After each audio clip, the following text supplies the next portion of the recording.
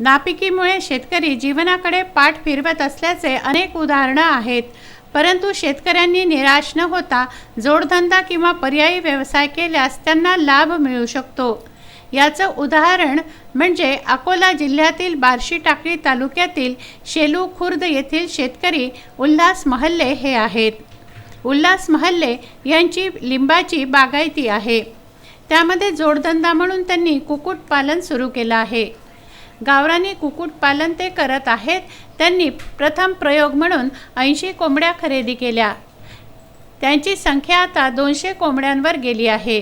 एकूण 250 ते 300 कोंबड्यांचं ते पालन करत आहेत व त्यापासून अंड्यांचं उत्पादन घेत आहेत। यातून त्यांना 750 ते 1000 रुपये रोज मिळतो आहे। त्यामुळे लिंबाच्या बागायतीमधून त्यांना एखादे वेळी उत्पन्न कमी जरी झालं तरी कुक्कुटपालनातून त्यांचा चरितार्थ चालतो आहे, उदरनिर्वाह होतो आहे। कुक्कुटपालनासाठी त्यांना कोणतीही शासकीय मदत मिळाली नसल्याचं त्यांनी सांगितलं आहे। मी कैलास हिम्मतराव महल्ले, राहणार शेलू खुर्द, पोस्ट हातोला, तालुका बार्शी टाकळी, जिल्हा अकोला। हे माझं 1.5 एकर क्षेत्र आहे। या 1.5 एकरामध्ये एकूण मी 130 झाडं लावले आहेत। 5 वर्ष माझं बाकीचं उत्पन्न याच्यात आलं, पण आता झाडं मोठे झाल्यामुळे याच्यात दुसरं काही येत नव्हतं।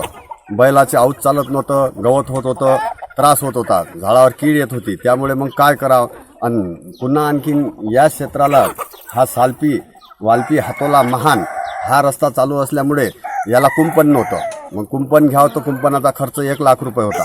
मग कुंपण घेऊन 1.5 एकराला ते शक्य नव्हतं। मग याच्यात दुसरं उत्पन्न आपलं काय सुरू होईल, म्हणून मग मी स्वतःच्या मनाने हे गावरान कोंबड्याचं कुक्कुटपालन चालू केलं।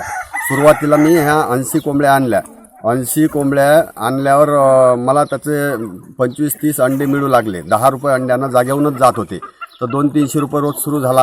पुन्हा मग मी म्हटलं रोग आला तर आपलं काही हे होईल। मग आमच्या डॉक्टर लोकांनी मदत केली की काही नाही होत, आम्ही तुमच्या पाठीशी आहोत। मग मी स्वतः त्या 80च्या कोंबड्या 250पर्यंत आज नेल्या, म्हणजे स्वतः पिलं घरी तयार करून।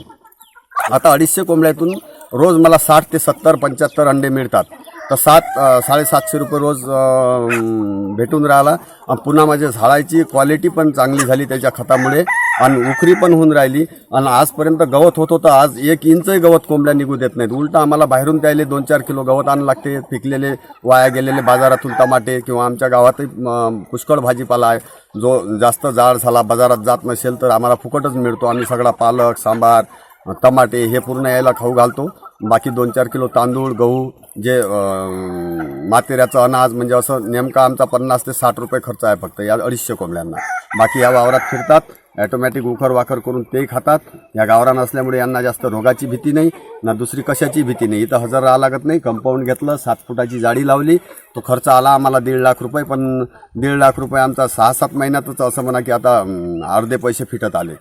आता याच्यापासून आणखी आम्ही कोंबड्या वाढवणार आहोत। आमचं असं म्हणणं आहे की बा आपल्या जर 1000 कोंबड्या झाल्या तर 500 कोंबड्या अंडे देतील 1000 कोंबड्यातून, तर आपला 1000 रुपये रोज सुरू झाला। 30,000 रुपये महिना हा जोडधंदा म्हणून आम्हाला पुष्कळ झाला।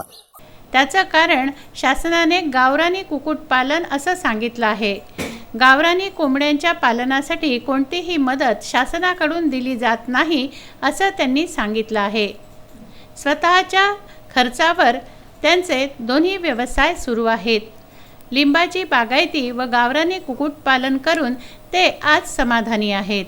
संजय गोगरे, राजू दराडे, विदर्भ न्यूज, माहूर।